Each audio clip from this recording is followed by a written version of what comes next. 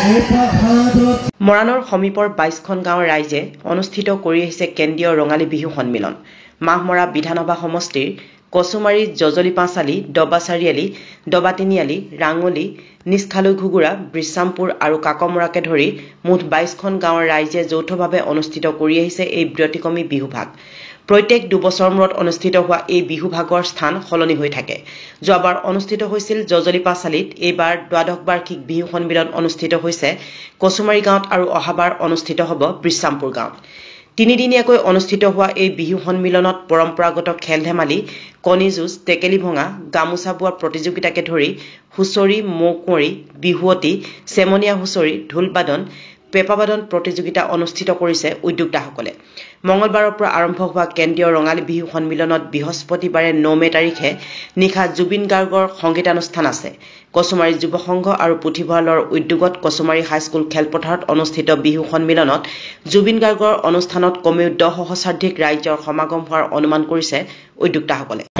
কচুমাৰী যুৱ সংঘ আৰু পুথিভঁৰালত তেনেকৈ ২২খন গাঁৱৰ ৰাইজৰ সহযোগত আজি পৰা কচুমাৰী ৰাজহুৱা খেলপথাৰত দ্বাদশ বাৰ্ষিক কেন্দ্ৰীয় বহাগী মহোৎসৱখনি উদযাপন কৰা হৈছে। ৰাতিপুৱা পতাকা উত্তোলন হ'ল, শ্বহীদ তপন হ'ল, স্মৃতি তপন হ'ল। তাৰ পাছতে আমাৰ আজি প্ৰতিযোগিতাসমূহ আমি পৰিচালনা কৰি আছোঁ। এই ক্ষেত্ৰত আমি সকলোৰে সহায় সহযোগিতা কামনা কৰিছোঁ। বিশেষকৈ ৯ তাৰিখৰ দিনাখন অসমীয়া জনপ্ৰিয় কণ্ঠশিল্পী জুবিন গাৰ্গে আহি আমাৰ ইয়াত গীত পৰিৱেশন কৰিবহি। সেইদিনাখন আমি সকলোকে শান্তি শৃংখলা বজাই ৰাখি অনুষ্ঠান উপভোগ কৰিবৰ বাবে অনুৰোধ জনাইছোঁ। আৰু স্থানীয় লোকসকলৰ প্ৰতি আমাৰ ইয়াত অনুৰোধ, তেওঁলোকে যাতে গাড়ী মটৰসমূহ নিজ নিজ বাসগৃহত থৈ যিসকল স্থানীয় আছে আশে পাশে থকা অঞ্চলৰ ১ কিলোমিটাৰ ২ কিলোমিটাৰ, তেওঁলোকে যাতে নিজে খোজকাঢ়ি এই অঞ্চললৈ আহে। কাৰণ আমাৰ যান বাহন খোৱাৰ ক্ষেত্ৰত বা আমাৰ ৰাস্তা পদূলিৰ ক্ষেত্ৰত যথেষ্ট সমস্যাৰ সৃষ্টি হ'ব। গতিকে স্থানীয় ৰাইজসকলক আমি খোজকাঢ়ি সেইদিনাখন অনুষ্ঠানলৈ আহিবৰ বাবে অনুৰোধ জনাইছোঁ আৰু সকলোৰে সহায় সহযোগিতা আৰু শৃংখলাবদ্ধতা আমি কামনা কৰিছোঁ। কচুমাৰী যুৱ সংঘ আৰু পুথিভঁৰালৰ উদ্যোগত ২২খন গাঁৱৰ ৰাইজৰ সহযোগত দ্বাদশ কেন্দ্ৰীয় ৰঙালী বিহু ৩দিনীয়া কাৰ্যসূচীৰে কচুমাৰী হাইস্কুল খেলপথাৰত অনুষ্ঠিত কৰা হৈছে। আজি প্ৰথম কাৰ্যসূচী। আমি ৩দিনীয়াকৈ ৭, ৮ আৰু ৯ মে, গতিকে আজি ৩দিনীয়া প্ৰথম কাৰ্যসূচী খুব সুন্দৰৰূপে হৈ গৈ আছে। আজি ইয়াতে জেং বিহু, চেমনীয়া হুঁচৰিকে ধৰি অন্যান্য বিহু, আজি তাত পেঁপাবাদনে হ'ব পাৰে, ঢোলবাদন বা আদি কৰি সকলো অনুষ্ঠান আজি আমি সুন্দৰকৈ চলাই যাম। কাইলৈও বিহু আছে। পৰহিলৈ অসমৰ জনপ্ৰিয় কণ্ঠশিল্পী সকলোৱে জানে জুবিন গাৰ্গ, তেখেত আমাৰ ইয়াতে আহিব।